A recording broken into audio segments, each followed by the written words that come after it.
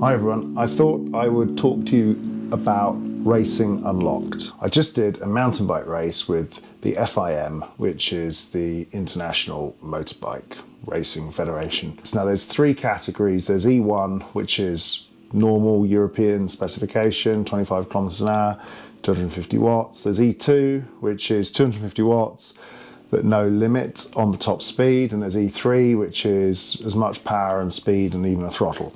I did the E2 category, which for me was super interesting, and not many journalists get to do that. Now, I did this with Polini. They invited me to come and race and try this type of experience. It's obviously on sanctioned trails with sanctioned race series. Let's talk about the bike and the motor setup. Well, first of all, I was riding an Ecrown Performante RS, which was an enduro-based electric mountain bike with 170 mils of travel on the front, 170 on the back. It had a coil, Fox suspension, really good setup, Shimano brakes. This bike was absolutely fantastic, I have to say. Geometry-wise, it had a fairly aggressive, gravity-based geometry. Downhill, this thing was, flying, super stable. It had quite a reasonable length on the rear triangle, on the rear chainstay, which meant that uphill it was also very good. It was very stable, the front end didn't lift, and it had a lot of traction. A high-end, high-level bike. It retails around €9,000, and they gave it to me to do this race with. So the motor was the Polini EP3 Plus MX. That means it's got 2.9 kilos, it's got 250 watts of power, 90 Newton meters, although they do say it's a real 90 Newton meters. I don't know what that means. To me, it means that they've obviously tested other motors and discovered they're not the real wattage that they say they are. It had no speed limit, so that means it could go above 25 kilometers an hour, it could go above 32 kilometers an hour, which is a Class 1 USA limit, and it could push you quite happily up to about 50 kilometers an hour. After that, it felt like the torque dropped off and you couldn't feel the push anymore. But I want to talk about in the racing in a minute where that was useful and where it wasn't that useful. So the motor also comes with a nice top tube display with a lot of detail. You can change the mapping settings. You can do a lot with this display, and I found myself in race mode, maximum power mode all the time. That power mode, number 5, because it's got 5 levels of support, is basically 2 levels above the race mode or the maximum power mode of a Bosch system. So there's really a lot of, there's a big wave of power available for you as a rider. So if we look at the race format, I found the race format to be quite interesting. It's a pretty standard enduro format. You've got a set time to get round the whole course, and you can basically arrive to the trails in order. The stage 1, stage 2, stage 3, and you can, as soon as you get to the gate, you can basically start the race or start your timed run without any problems. You get to the end time run, and then you've got time to get to the next stage. I had more than enough time to get around the whole track. Stage 1 was a power stage, so more than half the track was uphill, and at 2,000 meters that was pretty tough, I have to say.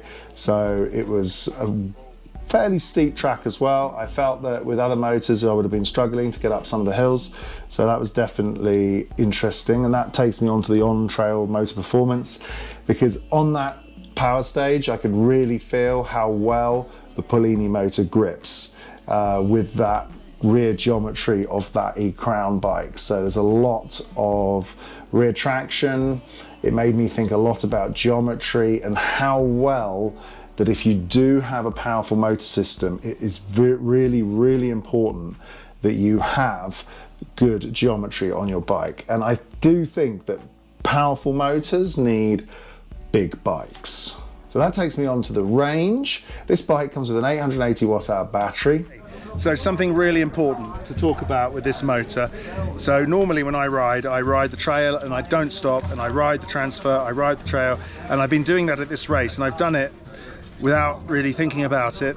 But what I've noticed is the base level support of this motor is higher than that of any other motor I've tried. I'm less tired.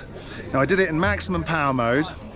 I used 50% of the battery on 850 meters of climbing, and when I've done this with a Bosch or Shimano, I'm more tired, my legs are more tired. So this is a really important point. It's that base level. No one talks about it. Everyone's focused on the peak, but forget the peak. It's that base level support. I didn't weigh the total weight of the bike, but I assume it's around 24 kilos, something like that, maybe touching 25. Found that that 880 watt hour battery was enough for the whole race of 1,700 more or less meters of climbing in full power mode the whole time.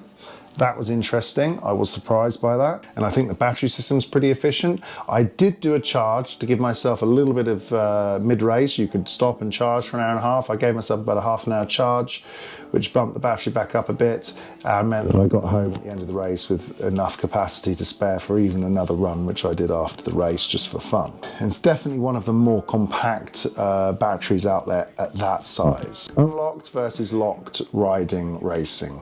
Well, there was 3 sections on stage 1 where I could see the unlocked category, E2, that I was doing was actually quite useful. It was normally where the trail started to smooth out a little bit and you had time to stand up on the pedals and push past the speed limit quite easily. But I would say that only probably gave you maybe a 2 or 3 second advantage over the whole of stage 1, possibly. Stage 2, there was another section where also you could take advantage of that unlocked speed limit if you want to stand up in the pedals. It was a little harder because obviously you don't want to smack your pedals on the ground on any obstructions. Stage 3, I found myself not needing really the unlocked nature of the motor. It was the torque that counted more, and it was all descent. It was basically a downhill track with some very tricky sections actually. And that's where I found the motor more interesting from the torque point of view, because it could really accelerate fast out of corners, and that was super interesting because you had that 90 Newton meters, which is a real solid push in the back, definitely more than what I've experienced with other motors out there. Okay, torque, does it matter? Yes, it does. I think the torque matters, but I think it's got to be a consistent torque. And this is where it gets me to the point of this video. On the whole round, I did 1,750 meters or more or less. Considering I've been racing and it was at high altitude, my legs were less tired because it felt like the base level of the motor gave me a better or less tiring feel in the legs after a whole day in the saddle. And that is the key element to the support, but you can't do that without a big battery. This made me question a few times, thinking, okay, so lightweight, powerful motors, I don't really believe in them. The two, with the current technology, don't, to me, appear to go together very well. Also, the lightweight category e-bike, to me, again, for racing purposes, definitely not.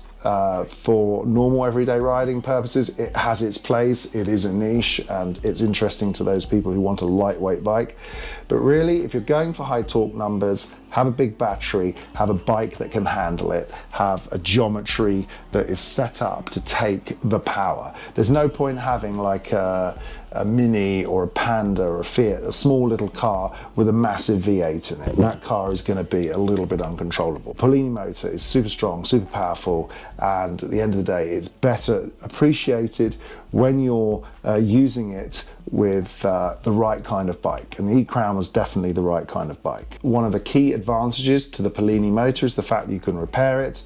They repeated this to me quite a lot over the weekend, that once you're outside the warranty period of that motor, you can get all of the spare parts, from circuit boards, bearings, motor stators, you can get the whole lot. What did it teach me about that speed limit, which many companies have on their bikes according to the country you're in? But the nature of these motors is that their torque peaks between around 10 and 25 kilometers an hour when you're actually needing it on steep vertical trail. Overall unlocked nature of an electric e-bike motor is probably unnecessary unless you're racing in a specific category like this.